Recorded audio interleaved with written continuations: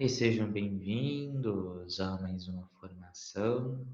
Hoje nós vamos falar sobre inteligência emocional, né? O que é inteligência emocional?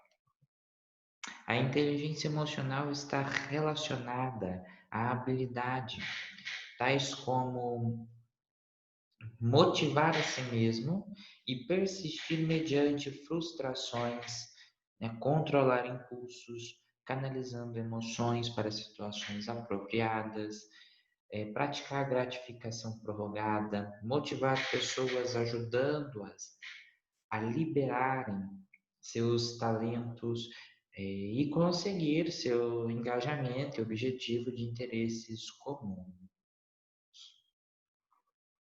Daniel Goleman, em seu livro, mapeia a inteligência emocional em 5 áreas da habilidade. Primeira é o autoconhecimento emocional, né? Que é reconhecer um sentimento enquanto ele ocorre. O segundo é controle emocional, né? Habilidade de lidar com seus próprios sentimentos, né? Adequando-os para a situação. Terceiro, a automotivação, né? Dirigir emoções a serviço de um objetivo é essencial para manter-se caminhando sempre em busca. Reconhecimento de emoções em outras pessoas. E a quinta, que é a habilidade de relacionamentos interpessoais, né? As três primeiras, então, acima, referem-se à inteligência intrapessoal, né? E as duas últimas, à inteligência interpessoal. A inteligência interpessoal é a habilidade de entender outras pessoas, né? O que as motiva, como trabalham, como trabalhar cooperativamente com elas, né? A primeira, ali no número 1, nós temos organização de grupos, né? Que é a habilidade essencial de liderança, que envolve iniciativas e coordenação de esforços de um grupo. A habilidade de obter do grupo o reconhecimento da liderança e a cooperação espontânea. A número 2, que é a negociação de soluções, né? O papel do mediador, prevenindo e resolvendo conflitos. Nós temos a terceira, que é a empatia, né? Ou sintonia pessoal. É a capacidade de identificando e entendendo os desejos e sentimentos das pessoas, né? Responder, reagir, né, de forma apropriada, de forma a canalizá-los ao interesse comum. E a quarta, que é a sensibilidade social, né? É a capacidade de detectar e identificar sentimentos e motivos das pessoas. A inteligência intrapessoal é a mesma habilidade, só que voltada para si mesmo, né? É a capacidade de formar um modelo verdadeiro e preciso de si mesmo e usá-lo de forma efetiva e construtiva.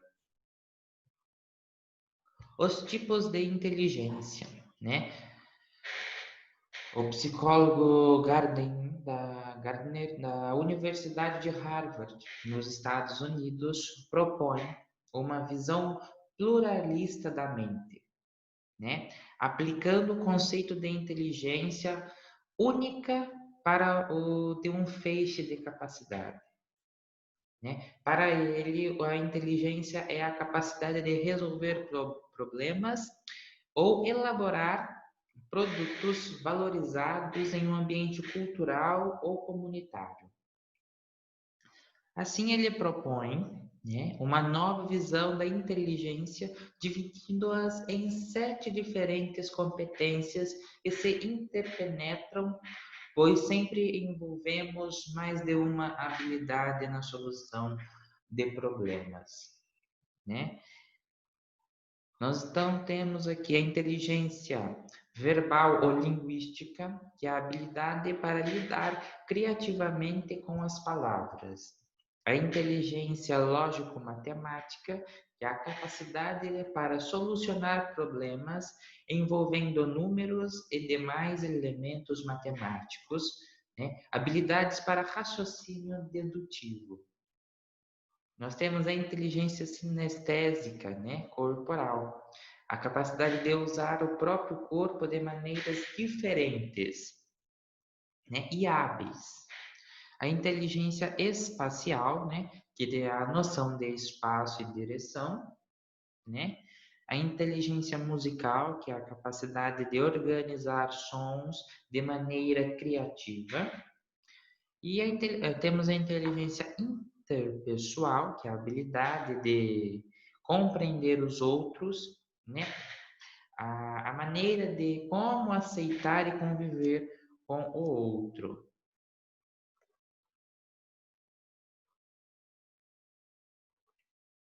Temos a inteligência intrapessoal, né? Que é a capacidade de relacionamento consigo mesmo, né? O autoconhecimento, a habilidade de administrar seus sentimentos e emoções, né? A favor de seus projetos, né? É a inteligência da autoestima.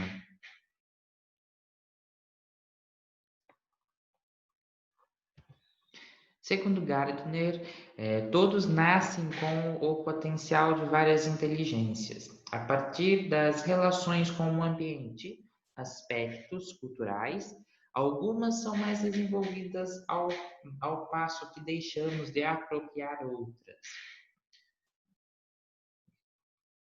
Nos anos 90, Daniel Goleman, também psicólogo da Universidade de Harvard, afirma que ninguém tem menos que 9 inteligências. Além das 7 citadas por Gardner, Goleman acrescenta mais duas, que são a inteligência pictográfica, né, a habilidade que a pessoa tem de transmitir uma mensagem pelo desenho que faz. E nós temos a inteligência naturalista, capacidade de uma pessoa em sentir-se um componente natural. A importância das emoções, tá? A sobrevivência, né? Pela sobrevivência. Nossas emoções, elas foram desenvolvidas naturalmente através de milhões de anos de evolução. Como resultado, nossas emoções possuem um potencial de nos servir como um sofisticado e delicado sistema interno de orientação. Nossas emoções nos alertam quando as necessidades humanas naturais não são encontradas. Por exemplo, quando nos sentimos sós, né? Nossa necessidade é encontrar outras pessoas, certo? Quando nós nos sentimos receosos, nossa necessidade é por segurança. Quando nos sentimos rejeitados, nossa necessidade é por aceitação, né? Nas tomadas de decisão, nossas emoções são uma forte e valiosa, uma fonte valiosa de informação, né? Uma coisa é uma fonte bem forte de informação nossas emoções. Nossas emoções nos ajudam a tomar decisões, né? Os estudos mostram que quando as conexões emocionais de uma pessoa estão danificadas no cérebro, ela não pode tomar nem mesmo as decisões simples. Por quê? Porque não sentirá nada sobre suas escolhas.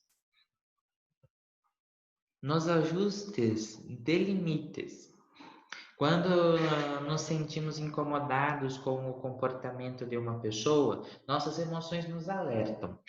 Se nós, se nós aprendermos a confiar em nossas emoções e sensações, isso nos ajudará a ajustar nossos limites, que são necessários para proteger nossa saúde física e mental. Na nossa comunicação. Nossas emoções ajudam-nos a comunicar com os outros. Nossas expressões faciais, por exemplo, elas podem demonstrar uma grande quantidade de emoções. Com um olhar, podemos sinalizar que precisamos de ajuda. Se formos também verbalmente hábeis, juntamente com nossas expressões, teremos uma possibilidade maior de melhor expressar nossas emoções. Também é necessário que nós sejamos eficazes para escutar e entender os problemas dos outros. Na união, né? Nossas emoções são talvez a maior fonte potencial capaz de unir todos os membros da espécie humana. Claramente, as diferenças religiosas, culturais e políticas não permitem isso, né? Apesar das nossas emoções serem universais. Como melhorar o seu quociente emocional? Daniel Goleman, em seu livro, diz que a melhor maneira de tornar as pessoas mais inteligentes emocionalmente é começar a educá-las quando ainda são crianças, né? Em entrevista a Home Arts, ele adverte que deve-se lembrar que ensinar inteligência emocional às crianças não significa que não possa ser neurótico. Você apenas precisa ver o que a criança precisa e estar lá para ela, né? Nessa mesma entrevista, Daniel Goleman afirma que para um adulto melhorar sua própria inteligência emocional, a primeira tarefa é desaprender e reaprender, né? Devido ao fato que seus hábitos emocionais foram aprendidos na infância. A escola da educação. Uma das grandes preocupações dos pais hoje em dia é educar seus filhos emocionalmente, ou seja, prepará-los para enfrentar os desafios impostos pela vida com inteligência, ensiná-los a como reagir nas diversas ocorrências que podem vir a acontecer. Segundo Teresinha de Castilho, devemos desenvolver todos os tipos de inteligência na criança, pois se todos os espectros é estimulado, a criança se desenvolve mais harmonicamente, prevenindo obstruções e evitando bloqueios de capacidade. Todas as competências da criança devem ser estimuladas. Ter inteligência emocional significa perceber os sentimentos dos filhos e ser capaz de compreendê-los, tranquilizá-los e guiá-los, diz John Gottman em seu livro Inteligência Emocional e a Arte de Educar Nossos Filhos. Segundo ele, os pais devem ser os preparadores emocionais dos filhos, né? O que muitas vezes não tem ocorrido devido ao estresse e à correria do cotidiano. A infância modificou-se muito nos últimos anos, né? O que vem dificultar ainda mais o aprendizado afetivo, né? Os pais que são efetivamente preparadores emocionais devem ensinar aos filhos estratégias para lidar com os altos e baixos da vida. Devem aproveitar os estados de emoção das crianças para ensiná-los como lidar com eles e ensiná-la como tornar-se uma pessoa humana, né? Porém, nas últimas décadas, uma visão desmedidamente liberal entre pais e filhos e escola e criança tem comprometido a educação e o aprendizado, diz, né, o Roberto Miranda, né? Em além da inteligência emocional, o uso integral das aptidões cerebrais no aprendizado, no trabalho e na vida. O receio de produzir crianças reprimidas está gerando uma quantidade muito grande de crianças mal educadas e emocionalmente menos aptas. Para aqueles pais que ainda não são preparadores emocionais, Gottman propõe 5 passos para que se tornem, né? O primeiro é perceber as emoções das crianças e as suas próprias, né? Receber a emoção, reconhecer, no caso, a emoção como uma oportunidade de de intimidade e orientação, né? Ouvir com empatia e legitimar os sentimentos das crianças. Ajudar as crianças a verbalizar as emoções, né? E impor limite, né? E ajudar a criança a encontrar soluções para seus problemas, certo? Embora os pais tenham um papel fundamental na educação emocional dos filhos, algumas iniciativas em escolas têm se mostrado positivas. Hoje assistimos ao fortalecimento do indivíduo enquanto pessoa, fazendo com que as instituições para obter sucesso moldem-se aos indivíduos, treinando professores para a tal missão. Segundo Gilberto Vitor, estamos assistindo à passagem de uma sociedade de sobrevivência para uma realização pessoal, onde o indivíduo ganha importância enquanto valor e responsabilidade. Daí o surgimento de tantas associações, né? O princípio da educação emocional é simples. Devemos ensinar ao indivíduo o senso de respeito, importância e de responsabilidade. Não apenas falando ou impondo responsabilidades, mas compartilhando responsabilidade com ele. E isso é fácil de se conseguir, tá? Atividades em equipes, onde todos trabalham igualmente, né? E possuam a responsabilidade de manter a equipe viva. Ainda Gilberto Vitor, né? As escolas emocionais devem investir menos esforços em medir conhecimentos, né? No caso, notas, e mais tempo que enfoque a aprendizagem.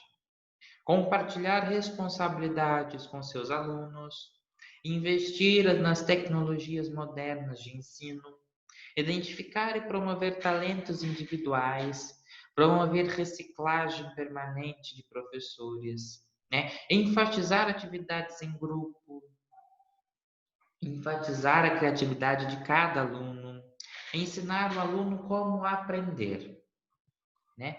Percebemos que a educação deve ser prioridade do Estado, mas não só uma responsabilidade dele. Todos devemos compartilhar na educação de nossas crianças e adolescentes, dando oportunidade a eles de crescer e se tornar adultos, dando oportunidade de mostrarem-se à humanidade, para que fatos lamentáveis como adolescentes incendiando mendigos não deixem de acontecer, né? Todos somos beneficiários de uma boa educação da juventude.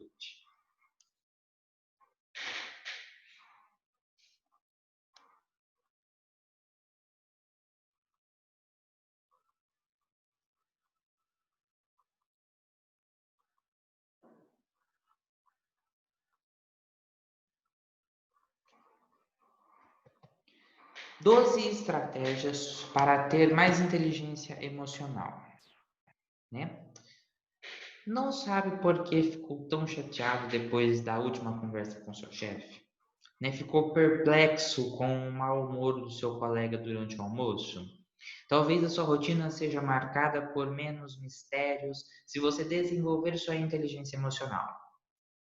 Mas se você fica confuso com altos e baixos emocionais do seu ambiente de trabalho, não se preocupe, você não está sozinho. Segundo João Marcelo, diretor executivo da Enora Leaders, a deficiência na interpretação e na gestão de sentimentos é epidêmica. Apenas 36% das pessoas conseguem identificar suas próprias emoções, segundo um estudo feito por Travis e Jean, autores do livro Inteligência Emocional 2.0, né? Da Talent Smart. Feita com mais de 500 mil pessoas ao longo de uma década. A pesquisa demonstra que essa competência, além de rara, é muito valiosa. O seu quociente emocional está ligado a 58% do seu profissional, em qualquer carreira. A boa notícia, segundo Fuller, é que esse tipo de inteligência pode ser treinado, né? É possível trabalhá-la em 4 eixos, né? A autopercepção, a percepção social, a autogestão e a gestão de relacionamentos, né? Ele afirma. Então, a autopercepção, né? Identifique os gatilhos das emoções, né? Se você tem alguma reação a um evento, pare e procure descobrir por que você está se sentindo tão nervoso ou tão aliviado, por exemplo. Visite os seus valores, né? Saber o que é importante para você contribui para o seu autoconhecimento, né? E ajuda a prever as suas próprias reações. O terceiro é procure feedback dos outros, né? Procure um feedback de outras pessoas, né? Saber o que as pessoas pensam de suas atitudes, né? E estar aberto a essas opiniões ajuda a conhecer melhor o seu próprio modo de ser, né? O seu próprio modo de trabalhar. A autogestão, né? Que é conte até 10 para esfriar o sistema, né? E elevar o nível das respostas, né? A dica é esperar um tempo antes de agir, né? Atrasar a sua reação emocional pode evitar desgastes desnecessários causados por uma explosão. Durma sobre o problema. Como assim? É deixar uma difícil decisão para o dia seguinte. Após uma noite de sono restauradora, pode arejar as ideias, né? E garantir um comportamento mais tranquilo. Saiba que as mudanças estão na esquina. A consciência de que os vínculos e os conflitos são passageiros aumenta a sua resiliência, né? Você aguenta melhor o impacto dos problemas se sabe que eles vão ter fim. A percepção social, né? Chame as pessoas pelo nome, né? O hábito desarma e faz o outro baixar a guarda, sabe? Com esse vínculo criado, você terá um acesso mais fácil, né, às emoções alheias. Limpe a mente de distrações ao interagir socialmente, né? Esqueça o resto das suas preocupações, né? E fixe a atenção na outra pessoa. Isso porque é impossível perceber a emoção dos outros se você não é capaz de ouvi-lo. Tá?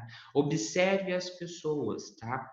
Quando você não estiver participando de uma cena, assista a ela. Escutar o modo como os outros falam, riem e interagem pode dar dicas valiosíssimas sobre como se relacionar com eles. A gestão de relacionamentos, né? Seja curioso a respeito dos outros, né?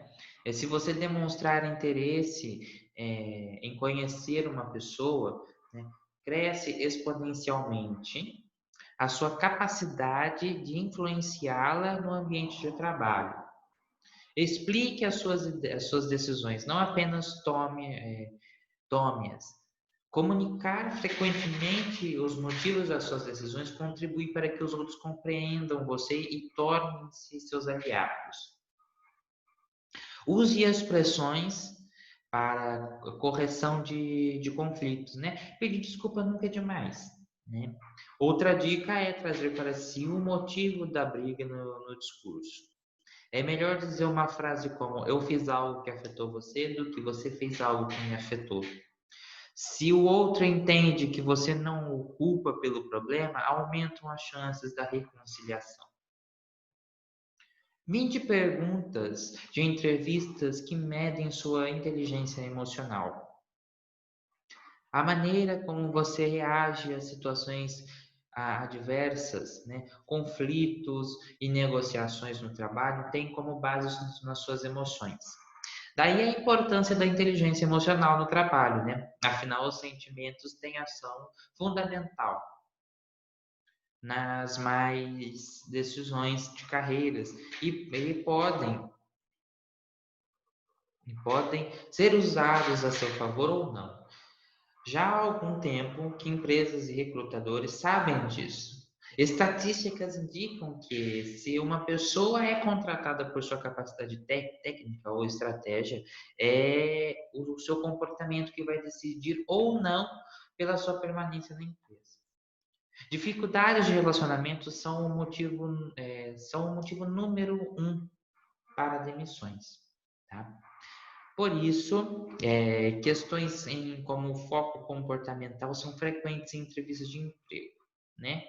Phil Johnson, fundador da Master of Business Leadership, né? Plataforma online de coaching, publicou algumas na sua página no LinkedIn. Confira, então, vamos ver então 20 perguntas, né, que eles fazem. Por que este cargo te interessa? Quais resultados você quer alcançar? Como este cargo vai ajudá-lo a alcançar o que você quer? Quais são os seus pontos fortes? Quem é responsável pelos seus resultados? O que faz você rir? Qual foi a última vez que você se sentiu envergonhado? O que aconteceu? Como lidou com essa situação? Né? Que tipo de atividade te dão mais energia e ânimo? Como você se diverte? Diga 2 hábitos que você acha que são bons para você. O quão bom você é em aceitar a ajuda de outras pessoas. O quão bom você é em pedir ajuda de outras pessoas. Fale sobre uma batalha interna que você enfrenta diariamente. O que o deixa bravo? Por qual aspecto de trabalho você é apaixonado? Como você poderia trazer mais equilíbrios para a sua vida? Quem o inspira? Por quê? Em um dia comum, você se considera uma pessoa com alto ou baixo nível de energia? Em um dia comum, o seu foco está em tarefas e resultados ou em pessoas e emoções? 5 atitudes de quem não tem inteligência emocional, tá? O que significa ser inteligente, né? Não é ter um QI alto, tá? Na visão do psicólogo Roberto Santos, né? Aqueles cabeções, como o personagem de Sheldon do seriado The Big Bang Theory, né? Do The Big Bang, né? Começaram a perder espaços nas empresas, né? Sobretudo em posições de chefia, diz o sócio-diretor do ateliê RH. Que mesmo as pessoas com impressionantes aptidões técnicas, intelectuais, podem ser muito desfavorecidas quando o assunto é inteligência emocional. Santos explica que, a partir dos anos 90, profissionais capazes de perceber, influenciar e compartilhar emoções começaram a ser cobiçados no mercado de trabalho. Com habilidades sutis, né, ligadas à observação e à gestão do seu próprio comportamento. Pessoas com um autoconsciente emocional se diferenciam de outras. São aqueles colegas, né, e chefes que raramente vemos de mau humor. Percebem facilmente o que os outros estão sentindo e mantêm a calma em situações de estresse, afirma Santos. Quem não gosta de conviver com gente assim? O problema, segundo Carlos Aldan, CEO do grupo do Kronberg, é que a inteligência emocional anda escassa na maioria dos ambientes de trabalho. Há 2 razões principais para isso: o uso intenso de tecnologias e o excesso de atividades que nos deixam cada vez mais isolados, sobrecarregados e desconectados das outras pessoas. A primeira ali, ó, não conhecer suas fraquezas. De acordo com Santos, a onda das selfies, né? Não é sem razão. O egocentrismo estão à solta. O problema é que a autoconfiança excessiva muitas vezes não é proporcional à competência do vaidoso. A é, falta a essas pessoas autoconhecimento e a capacidade de reconhecer suas vulnerabilidades e não apenas as suas forças. O profissional que age o tempo todo como campeão tem a percepção muito pobre de si e da sua relação com o ambiente. Ele não sabe a impressão que está causando nos outros, né? Desconhece a hora de falar, né? E de ficar calado. Aldon explica que muitos profissionais tentam racionalizar e, com isso, negar suas próprias emoções, né? Infelizmente, essa é a tônica do mundo corporativo, a de que resultados dependem apenas da razão. O preço que se paga por aqui é alto, né? Se você se desconecta do que está sentindo, é justamente aí que o emocional vai determinar o seu comportamento, né? Inconscientemente. Não enxergar o outro, né? Profissionais pouco inteligentes sobre o ângulo emocional costumam ter dificuldades para ler as outras pessoas, né? Falta a eles sensibilidade para perceber as intenções alheias, né? As dicas verbais e não verbais do que os outros estão sentindo. Afirmações. O problema de não enxergar colegas e chefes é que se perde a oportunidade de aprender com eles, né?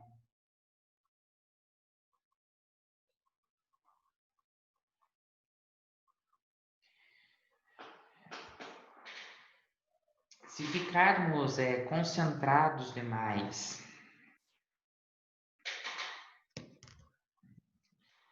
em nós mesmos, seja por excesso de autoconfiança ou autocrítica, é difícil se concentrar, se conectar com o outro, né? Reconhecer suas contribuições. A quarta é não sabem o que querem. Quem tem pouca inteligência emocional costuma ser refém da opinião alheia, segundo Alden, né? São profissionais sem iniciativa própria, né? Que seguem a direção da maioria.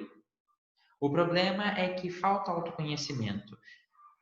Quem não se conhece bem não tem metas nem visão de futuro e acaba ficando à mercê das circunstâncias, né? Infelizmente, esse é o caso da maioria das pessoas hoje em dia, né? Diz o CEO. A quinta, são inconstantes. O controle das emoções é uma competência emocional que faz muita falta em ambientes corporativos. Um dia a pessoa está ótima, alegre, né, contando piadas. No outro dia reage de forma destemperada, né, e se enfurece pelos menores motivos.